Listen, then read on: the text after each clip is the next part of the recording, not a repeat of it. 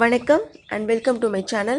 This video explains you the supplementary reader Unit 6 and the Little Hero of Holland written by Mary Moms Dodge. Prepared and presented by Hemalata. Before entering into the story, let us see about the author. Mary Moms Dodge was an American children author and editor, best known for her novel Hans Brinker. She was the recognized leader in juvenile literature for almost a third of the 19th century. Dodge conducted St. Nicholas for more than 30 years and it became one of the most successful magazines for children. She was able to persuade many of the great writers of the world to contribute to her children's magazine: Mark Twain, Louisa May Alcott, Robert Louis Stevenson, Tennyson, etc. Mary mobs dodge இவர் அமெரிக்க குழந்தைகளின் எழுத்தாளரும் பதிப்பாசிரியரும் ஆவார். தம்முடைய Hans Brinker என்ற நாவலால் நன்கு அறியப்பட்டவர். 19ஆம் நூற்றாண்டில் ஏறக்குறைய மூன்றில் ஒரு பகுதி காலம் இளைஞர் இலக்கிய அமைப்பில் அங்கீகரிக்கப்பட்ட தலைவராக இருந்துள்ளார். டாட்ஜ் சென்ட் நிக்கோலஸ் என்ற குழந்தைகளுக்கான வெற்றியடைந்த பத்திரிகையை 30 ஆண்டுகளுக்கும் மேலாக நடத்தி புகழ்பெற்றவர். அவர் நடத்தும் குழந்தைகள் பத்திரிகைக்கு பங்களிப்பதற்காக அவர் உலகின் மிகப்பெரிய எழுத்தாளர்களை வலியுறுத்த முடிந்தது. Mark Twain, Louisa May Alcott, Robert Louis Stevenson, Tennyson முதலிய புகழ்பெற்ற ஆசிரியர்களை அவர் உதவி செய்ய வைத்தார். This is a true story of a little boy with a brave heart and passionate love for his village. Read the story to find out what the little hero of Holland did to save his fellow man. வீரமிக்க உள்ளமும் தன்னோட கிராமத்தில் இருக்கக்கூடிய தீவிரமான அன்பும் இருக்கக்கூடிய ஒரு சிறுவன், அவனை பற்றியான உண்மை கதை தான் இப்போ நம்ம பார்க்க போகிறோம். ஹாலண்ட் அப்படிங்கிற கண்ட்ரியில் ஒரு இளம் வீரன் இருக்கான். அவன் வந்து தன்னோட மக்களை காப்பாற்றுறதுக்காக என்னென்னலாம் செஞ்சான் அப்படிங்கிறத ஸ்டோரியில் பார்க்க போகிறோம். வாங்க பார்க்கலாம். Holland is a country where much of the land lies below sea level.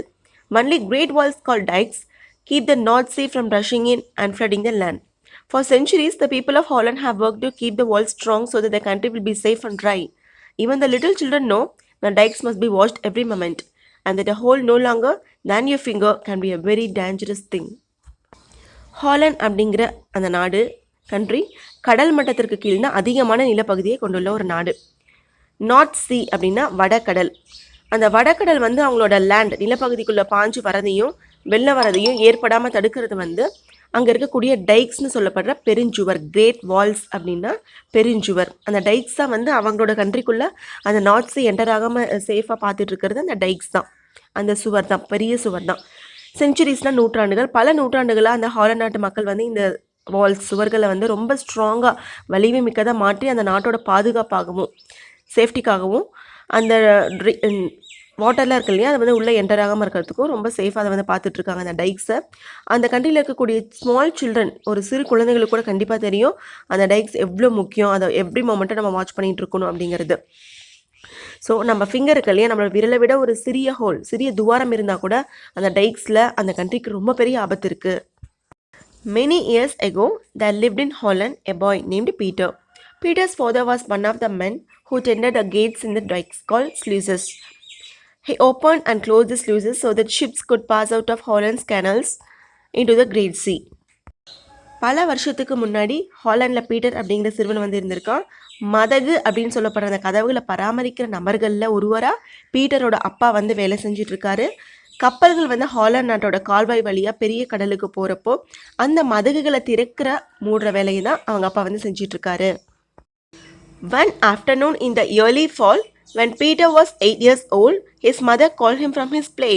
"Come, Peter," she said. "I want you to go across the dike and take these cakes to your friend, the blind man. If you go quickly and do not stop to play, you will be home again before dark." Fall அப்படின்னா விழறது கிடையாது, இலையுதிர் காலம். இயர்லினா முற்பகுதி. இலையுதிர் காலத்தோட முற்பகுதியில் ஒரு நண்பகலில் பீட்டருக்கு வந்து 8 வயசாக இருக்கும் பொழுது அவங்க அம்மா வந்து கூப்பிட்றாங்க. அப்போ வந்து பீட்டர் விளாண்டுட்டு அப்படி அவங்க அம்மா வந்து கூப்பிடுறாங்க, "பீட்டர் இங்கே வாங்க, கம் ஹியர்" அப்படின்னு சொல்லிட்டு கூப்பிட்றாங்க. நீங்கள் அந்த டைக் சுவர் இருக்கு இல்லையா, டைக் வால்ஸ், பெரிய சுவர், அந்த டைக் வால்ஸை தாண்டி உன்னோட ஃப்ரெண்ட் இருக்கு அப்படி இல்லை அந்த பிளைண்ட் மேன், பார்வையற்ற மனிதர், அவருக்கு வந்து இந்த கேக்கை வந்து நீ போய் எடுத்துகிட்டு போய் கொடுத்துட்டு வரணும். இங்கெல்லாம் நீ விளாண்டுட்டு லேட் பண்ணினா நீ சீக்கிரமாக கிளம்ப முடியாது. ஸோ சீக்கிரமாக கிளம்பிட்டு டார்க், இருட்டுக்கு முன்னாடி வந்து வீட்டுக்கு வந்துடணும், சரியா அப்படின்னு சொல்லிட்டு பீட்டரோட அம்மா பீட்டர்கிட்ட சொல்கிறாங்க. The little boy was glad to go on such an errand and started off with a light heart. He stayed with the poor blind man a little while to tell him about his walk along the dike and about the sun and the flowers and the ships far out at sea. Then he remembered his mother's wish that he should return before dark, and bidding his friend goodbye, he set out for home. இந்த ஏவல் வேலை செய்கிறதுக்கு நம்ம பீட்டருக்கு ரொம்ப சந்தோஷம். ஏன்னா வீட்டில் இருக்கிறதுக்கு வெளியே ஜாலியாக போய் சுற்றிட்டு வரலான்னு சொல்லிட்டு ரொம்ப சந்தோஷமாக லைட் ஹார்ட்டடோட மகிழ்ச்சி மிக்க மனசோட புறப்படுறான். டைக் வழியாக அவன் நடந்து போகிறான். என்னென்ன விஷயங்கள் பார்க்குறான். வெளியே போனால் நம்ம என்ன ரோடே பார்த்துட்டா போவோம், சைடில் இருக்கக்கூடிய ஃப்ளார்ஸு, ட்ரீஸு, பேர்ட்ஸ் எல்லாமே கவனிப்போம் இல்லையா. ஸோ அவனும் அந்த மாதிரி என்ன பண்ணுறான், அங்கே இருக்கக்கூடிய சூரியன், மலர்கள், நிறைய கப்பல்கள் அதெல்லாமே பார்த்துமே ரொம்ப ஜாலியாக போயிட்டுருக்கான். அங்கே போய் அங்கே ரீச் ஆகிடுறான். பிளைண்ட் மேன் கிட்டே போய் ரீச் ஆகிடுறான். அங்கே போய் என்ன பண்ணுறான், அவங்ககிட்ட கேக்ஸ் கொடுத்ததும் இல்லாமல் நான் வரப்போ சன், ஃப்ளவர்ஸு, ஷிப்ஸ் இது எல்லாமே பார்த்தேன்னு சொல்லிட்டு பேசிகிட்டே இருக்கான். ஸோ அங்கே கொஞ்சம் லேட் ஆகுது. பேசிகிட்டே இருக்கும் பொழுது தான் ஞாபகம் வருது தன்னோட அம்மா சொன்ன விஷயம், டார்க்குக்கு முன்னாடி வீட்டுக்கு வந்துடணும் அப்படின்னு சொன்னது. ஸோ வந்து என்ன பண்ணுறான், அவங்க ஃப்ரெண்டுக்கு வந்து பாய் சொல்லிவிட்டு வீட்டுக்கு கிளம்புறான். As he walked beside the canal, he noticed how the rains had swollen the waters and how they beat against the side of the dike, and he thought of his father's gates. Canal அப்படின்னா வாய்க்கால்னு பார்த்தோம் இல்லையா, கால்வாய். அதுக்கு பக்கத்தில் நடந்து போயிட்டு இருக்கும் பொழுது அந்த மழை பெஞ்ச தண்ணி வந்து எப்படி நீர்மட்டத்தை உயர்த்தியிருக்கு அப்படிங்கிறத பீட்டர் வந்து கவனிக்கிற. அப்படி அங்கே இருக்கக்கூடிய நீர் அலைகளை வந்து அந்த டைக் சுவரோட ஒரு பக்கத்தை மோதிட்டு இருக்கிறதையும் பார்க்குற. அப்படி அப்பா இங்கே தானே வேலை செஞ்சிட்ருக்காரு அப்படிங்கிறதையும் ஜஸ்ட் நினச்சி பார்க்குறான். I am glad they are so strong, he said to himself. If they gave away, what would become of us? These pretty fields would be covered with water. Father always called them the angry waters. I suppose he thinks they're angry at him for keeping them out so long. Peter வந்து தனக்குள்ளே சொல்லிக்கிறான், அந்த டைக்ஸ் வந்து எவ்வளோ வலிமையாக எவ்வளோ ஸ்ட்ராங்காக இருக்குதுன்னு எனக்கு ரொம்ப சந்தோஷமாக இருக்குது அப்படின்னு சொல்லிட்டு அவனுக்குள்ளே சொல்லி சந்தோஷப்பட்டுக்கிறான். ஒருவேளை இந்த டைக்ஸ் வந்து ஏதாவது பழுதடைஞ்சிருச்சுன்னா என்ன ஆகும் அப்படின்னு வந்து யோசிச்சு பார்க்குறான். இங்கே இருக்கக்கூடிய அழகிய வயல்கள், பிரிட்டி ஃபீல்ட்ஸ் எல்லாமே நீரால் மூழ்கிடும். ஆனால் நம்மளோட அப்பா எப்போ பார்த்தாலும் இந்த வாட்டர்ஸை வந்து ஆங்க்ரி வாட்டர்ஸ்னு சொல்லுவார் இல்லை. ஆங்க்ரினா சினம், கோபம் கொண்ட தண்ணின்னு அடிக்கடி சொல்லுவார் இல்லை. எதுக்கு அப்படி சொல்லுவார்? ஒருவேளை நிறையா வருஷம் வந்து இந்த நீர் அலைகளை நம்ம என்ன பண்ணி வச்சுருக்கோம், ஒரே இடத்துல நிறுத்தி வச்சுருக்கிறதுனால அந்த வாட்டர் எல்லாம் ரொம்ப கோபப்படுறதுனால அது ஆங்க்ரி வாட்டர்ஸ்னு சொல்லியிருப்பாரோ அப்படின்னு சொல்லிட்டு அவனே யோசிச்சுட்டு இருக்கான். As he walked along, he sometimes stopped to pick the pretty blue flowers that grew inside the road or to listen to the rabbits' soft tread as they rustled through the grass. But often he smiled as he thought of his visit to the poor blind man who had so few pleasures and was always so glad to see him. நடந்து வந்துட்டு இருக்கும் பொழுது அடிக்கடி Peter என்ன பண்ணுவான், அப்படி அங்கே இருக்கக்கூடிய பிரிட்டி ப்ளூ ஃப்ளவர்ஸ், அழகிய நீல நிற மலர்களை பறிப்பா. அப்படி அப்புறம் என்ன பண்ணுவான், முயல்கள் வந்து புற்களுக்கு கிராஸ்குள்ளே வந்து போகும்போது ரொம்ப சலசலப்பு சத்தமாக கேட்கும் இல்லையா, அந்த சத்தத்தெல்லாம் கேட்கறதுக்கு அங்கங்கே நின்று ரசிச்சுட்டே போவா. அப்படி ஆனால் அடிக்கடி அந்த பிளைண்ட் மேன் இருக்கார் இல்லையா, அந்த பிளைண்ட் மேனை பற்றி நினச்சிட்டும் சிரிச்சுட்டே போவா, புன்முறுவல் சிரிச்சுட்டே போவா. அப்படி ஏன்னா நம்ம எல்லாத்துக்குமே எல்லா விஷயங்களும் கரெக்டாகவே அமைஞ்சிருக்கும். ஸோ எப்போவுமே நம்ம ஹாப்பியாக இருப்போம். இந்த பார்வையற்ற மனிதர்கள்லாம் இருப்பாங்க இல்லையா, அவங்க வந்து இந்த உலகத்தை பார்க்கவே முடியாது. ஸோ அவங்க கேட்குற விஷயங்கள், அவங்கக்கிட்ட பேசுகிற சில பேரோட அந்த எமோஷன்ஸ் அதுதான் அவங்களுக்கு வந்து சந்தோஷத்தை கொடுக்கும். ஸோ அந்த பிளைண்ட் மேனுக்கு வந்து ரொம்ப ஃபியூ ப்ளஷர்ஸ், ரொம்ப மிக சிறிய சந்தோஷங்கள் தான் இருக்குது. அதில் ஒன்று என்ன அப்படின்னா பீட்டர் கூட பேசுகிறது. அதையும் இவன் நினச்சி பார்த்து சிரிக்கிறான். Suddenly he noticed that the sun was setting and that it was growing dark. Mother will be watching for me, he thought, and he began to run toward home. Just then he heard a noise. It was a sound of trickling water. He stopped and looked down. There was a small hole in the dike through which a tiny stream was flowing. Any child in Holland is frightened at the thought of a leak in the dike. சடனாக வந்து சூரியன் மறைகிறதையும் இருள் சூழ்கிறதையும் பார்த்து கவனிச்சுட்டு என்ன யோசிக்கிறான், அம்மா வேற என்ன எக்ஸ்பெக்ட் பண்ணிகிட்டே இருப்பாங்களே, எதிர்பார்த்துட்டே இருப்பாங்களேன்னு சொல்லிட்டு சீக்கிரமாக வீட்டை நோக்கி ஓடுறான். அப்போ தான் அவனுக்கு திடீர்னு ஒரு சத்தம் கேட்குது. என்ன சத்தம் அப்படின்னா ஒரு ட்ரிக்லிங் வாட்டர் சவுண்ட், தண்ணீர் ஒழுகக்கூடிய அந்த சத்தம் கேட்குது. ஓடுறதை நிறுத்திட்டு கீழ் நோக்கி பார்க்குறான். டைக் சுவரில் ஒரு சிறிய ஹோல் வந்து அங்கே இருக்குது. டைக்கில் நம்ம பெரிய சுவர் அதுதான் வந்து தண்ணியை வந்து அந்த கண்ட்ரிக்குள்ளே வரவிடாமல் பார்த்துட்ருக்குன்னு பார்த்தோம் இல்லையா, அந்த டைக்கில் ஒரு ஸ்மால் ஹோல், சிறிய துளை வந்து இருக்குது. அது வழியாக ஒரு சிறிய நீரோடை ஸ்ட்ரீம் போல் கசிஞ்சிட்ருக்கு, வாட்டர் லீக் ஆகிட்டுருக்கு.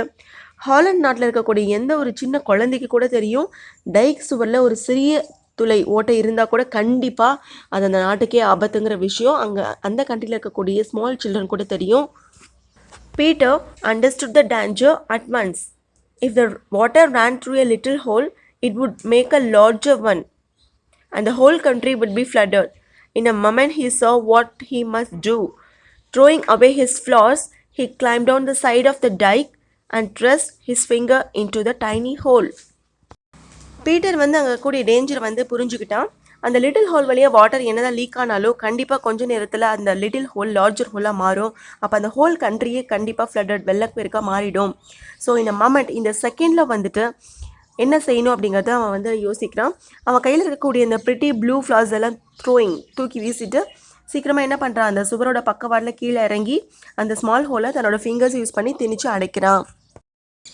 The flowing of the water was stopped. Oh ho, he said to himself, the angry waters must stay back now. I can keep them back with my finger. Holland shall not be drowned while I am here. This was all very well at first, but soon it grew dark and cold. The little fellow shouted and screamed. Come here, he called. But no one heard him. No one came to help him. அவன் அந்த ஃபிங்கர்ஸை வந்து அந்த small ஹோல்குள்ளே அந்த திணிச்சு வந்து அடைக்கிறான் இல்லையா. இப்போ வந்து water வந்து லீக் ஆகுறத நின்றுடுச்சு, ஸ்டாப் ஆகிடுச்சு. அப்போ தான் வந்து பீட்டர் தனக்குள்ளேயே சொல்லிக்கிறான், ஓஹோ இந்த ஆங்க்ரி வாட்டர்ஸ் இருக்கு இல்லையா, அந்த கோபம் கொண்ட தண்ணீர், அது வந்து என்னாச்சு, என்னோடய ஃபிங்கர்ஸ் வச்சதுனால அங்கேயே வந்து இருந்துருச்சு. ஸோ நான் இங்கே இருக்கிறப்ப ஹாலண்ட் வந்து கண்டிப்பாக தண்ணியில் மூழ்காது அப்படின்னு வந்து சொல்கிறான், அவனுக்குள்ளேயே சொல்லிக்கிறான். ஓகே, இதெல்லாமே ஓகே தான். ஃபஸ்ட்டு வந்து நல்லா தான் இருந்துச்சு. ஃபஸ்ட்டு அதை வந்து காப்பாற்றிட்டான், தண்ணி வெளியே வர விடாமல் லீக் ஆகிறத தடுத்து அந்த ஃபிங்கரை வந்து வச்சுட்டான். ஆனால் நேரம் ஆக ஆக சுச்சுவேஷன் எப்படி மாறுது, ரொம்ப டார்க் ஆகுது, ரொம்ப கோல்டாக இருக்குது. அந்த லிட்டில் ஃபெல்லோ, அந்த சிறுவன் வந்து ஷவுட்டட், கத்துறான், ஸ்க்ரீம்டு, கத்துறான், ரொம்ப கத்துறான். சீக்கிரம் வாங்க, கம் ஹியர்னு சொல்கிறான். யாருமே அவனோட வாய்ஸை வந்து கேட்க முடியாமல் இருக்காங்க, யாரும் வந்து உதவிக்கும் வர முடியாமல் இருக்காங்க. It grew still colder, and his arm ached and began to grow stiff and numb. He shouted again, will no one come? Mother. ரொம்ப குளிர் அதிகரிச்சுட்டே போகுது. அவனுக்கு கையில் ரொம்ப வலி எடுக்குது, ரொம்ப நம் அப்படின்னா உணர்ச்சியற்று போகிறது. மறுத்து போச்சுன்னு சொல்லுவோம் இல்லையா, நம்ம ஒரே பொசிஷனில் இருந்தோம் அப்படின்னா அந்த மாதிரி உணர்ச்சியற்று போகுது. கையெல்லாம் அப்படியே விரைச்சி போச்சு, அப்படியே வச்சு ரொம்ப கோல்டாக இருக்கு இல்லையா, அதனால் ரொம்ப கத்துறான். அம்மா யாராவது வரமாட்டிங்களா அப்படின்னு சொல்லிட்டு ரொம்ப கத்துறான். But his mother had looked anxiously along the dike road many times since sunset for her little boy, and now she had closed and locked the cottage door, thinking that Peter was spending the night with his blind friend and that she would scold him in the morning for staying away from home without permission. Peter tried to whistle, but his teeth chattered with the cold. பீட்டரோட அம்மா வந்து ரொம்ப ஆங்ஷியஸ்லி, ரொம்ப வந்து எப்படி ஆவலோட காத்துட்ருக்காங்க தன்னோட பையனுக்காக. ஏன்னா சன்செட் ஆகிடுச்சு, ரொம்ப இருட்டாயிடுச்சு அப்படின்னு சொல்லிட்டு ரொம்ப நேரம் பார்த்துட்டு என்ன பண்ணுறாங்க அவங்க, ஓகே பீட்டர் வந்து அவனோட பிளைண்ட் ஃப்ரெண்ட் கூட தான் நைட்டை வந்து ஸ்பெண்ட் பண்ணிகிட்டு இருக்கான் அப்படின்னு சொல்லிட்டு காட்டேஜ் டோரை க்ளோஸ் பண்ணிடுறாங்க. ஓகே, மார்னிங் வந்தோடனே அவனை ஸ்கோல் பண்ணலாம், திட்டலாம் அப்படின்னு சொல்லிட்டு இது பண்ணுறாங்க. ஏன்னா பெர்மிஷன் கேட்காமலே அங்கே போய் ஸ்டே பண்ணிகிட்டு இருக்கான் இல்லையா, அதனால் அப்படின்னு அவங்க நினச்சிக்கிட்டு மார்னிங் வந்து திட்டிக்கலாம் அப்படின்னு சொல்லிட்டு காட்டேஜ் டோரை வந்து க்ளோஸ் பண்ணிடுறாங்க. பீட்டர் வந்து இப்போ விசில் பண்ணுறதுக்கு ட்ரை பண்ணுறான். அவனோட டீத் இருக்கு இல்லையா, பற்கள், அது வந்து குளிரால் வந்து ரொம்ப படபடத்து போயிருக்கு. He thought of his brother and sister in their warm beds and of his dear father and mother. I must not let them be drowned, he thought. I must stay here until someone comes if I have to stay all night. Night time ஆகிடுச்சு இல்லையா, warm பெட்டில் படுத்திருக்கக்கூடிய தன்னோட brother sister எல்லாத்தையுமே நினச்சி பார்க்குறான். தன்னோட dear father dear mother எல்லாத்தையுமே நினைவில் வச்சு பார்த்துட்ருக்கான். கண்டிப்பாக நான் அவங்க யாரையுமே வந்து மூழ்க விட மாட்டேன் அப்படின்னு வந்து சொல்கிறான். யாராவது வர வரைக்கும் கண்டிப்பாக நான் இங்கே தான் இருப்பேன், நைட்டு ஃபுல்லாக இங்கேயே இருந்தாலும் பரவாயில்ல, நான் ஹாலண்ட் கண்ட்ரியை வந்து ட்ரவுன் பண்ண விட மாட்டேன் அப்படின்னு வந்து சொல்கிறான். The moon and stars looked down on the child crouching on a stone on the side of the dike. His head was bent and his eyes were closed, but he was not asleep, for every now and then he rubbed the hand that was holding back the angry sea. Moon, stars, அந்த நிலவு, நட்சத்திரங்கள் எல்லாமே அந்த டைக் சூரோட பக்கவாட்டில் ஒரு கல் மீது சாஞ்சிருக்கக்கூடிய அந்த சிறுவன் பீட்டரை பார்க்குது அப்படின்னு சொல்கிறாங்க.